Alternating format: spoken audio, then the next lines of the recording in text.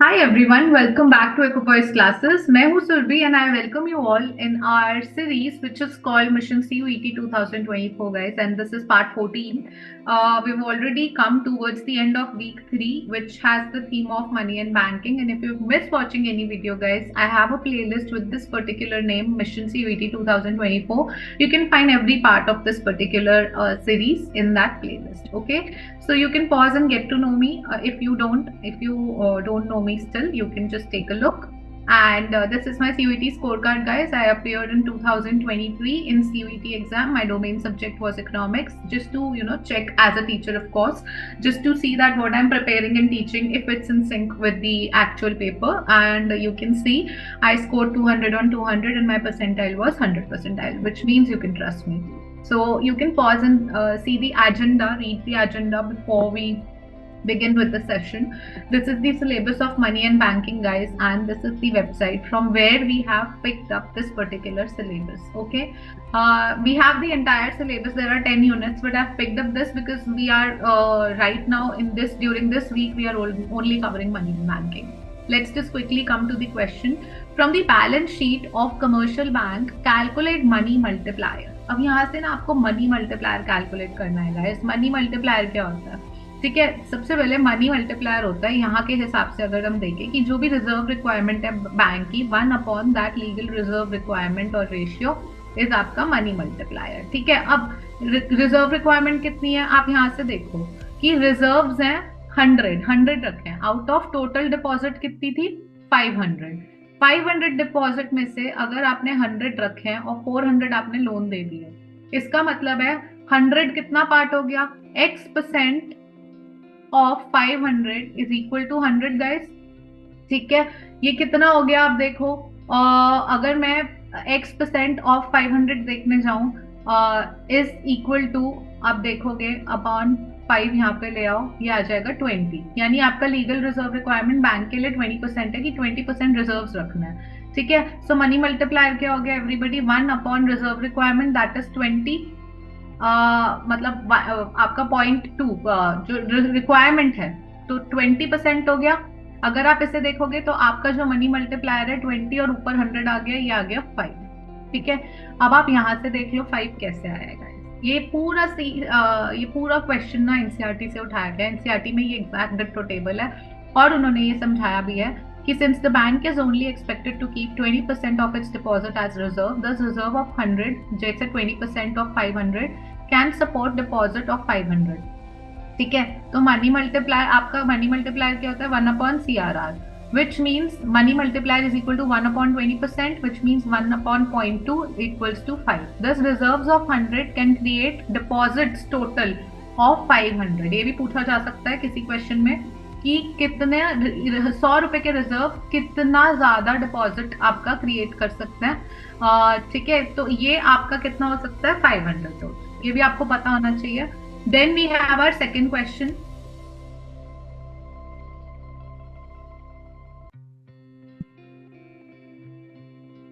Yeah, then let's come to our next question, everybody. Our next question is that money issued by monetary authority is known as. Monetary authority जो money issue करती है उसको हम fiat money कहते हैं, guys. That the correct answer is fiat money.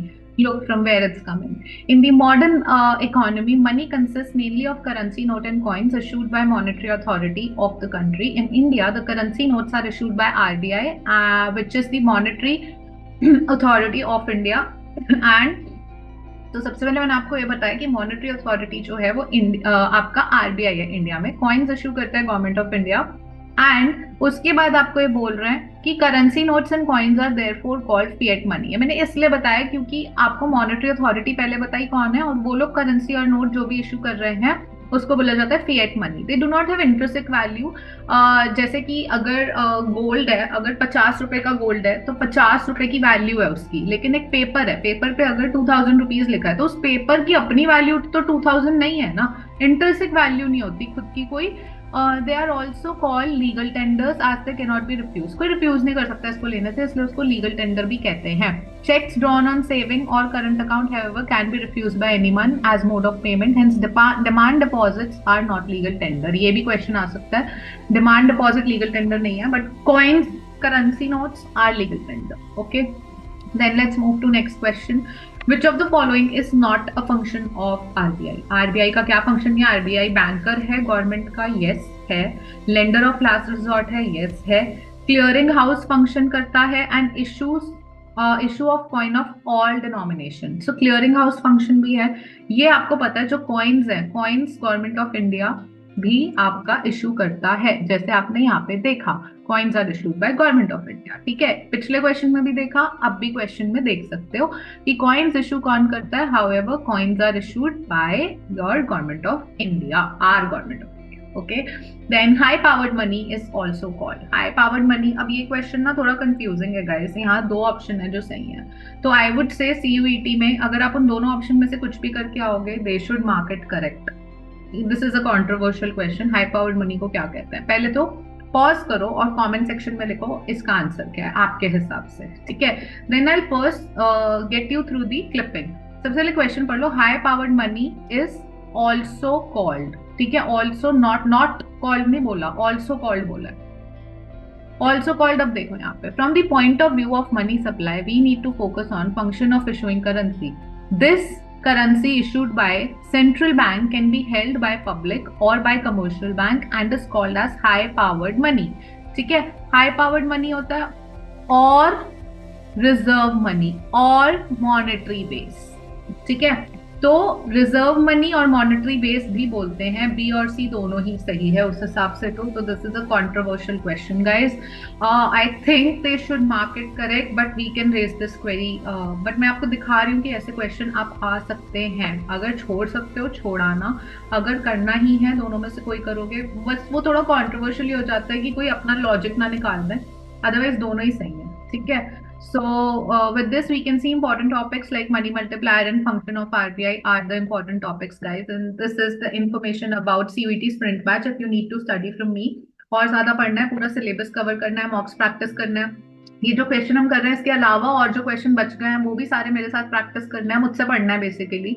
तो CUET sprint batch join कर सकते हो. 1 अप्रैल से स्टार्ट हो रहा है एवरीबडी, एंड ये सब उसमें मैं कराऊंगी. You can pause it, you can read, and interested हो, एनरोलमेंट स्टार्ट हो चुकी है. आई नीड टू नो कौन ज्यादा सीरियस है, इसीलिए you can first mail to me that interested in CUET sprint batch, and once you mail me I will contact you and we can have a further discussion. And if you decide to enroll before 15th of February guys, you will get early board discount. उसके साथ साथ एक 1-on-1 session मेरी तरफ से complementary मिलेगा board exam के लिए, इकोनॉमिक्स के लिए स्पेशली, कि कैसे आप उसमें भी बहुत अच्छा स्कोर ला पाए. Okay, so with this we have come to an end of this video. And guys, comment if you have any questions regarding sprint batch, question, कुछ भी पूछना है ना, प्लीज एंगेजमेंट बढ़ाते हैं थोड़ी. कमेंट करो और मैं हर कमेंट का रिप्लाई करूंगी. I can assure you. Also guys, keep liking, keep sharing, and please subscribe to the channel if you haven't, because I need that boost and dose of motivation to stay, I mean that inspiration from your comments to stay motivated. So just help me out there. As I am helping you, you also help me out, because it means a lot. Okay, so I'll see you tomorrow with the last video of this week, like Mission CUET series की, and then Saturday तो मिलेंगे ही current affair के साथ. लेकिन इस week money and banking का theme का last video के साथ हम कल मिलेंगे. Okay guys, until next time we meet, take care and bye.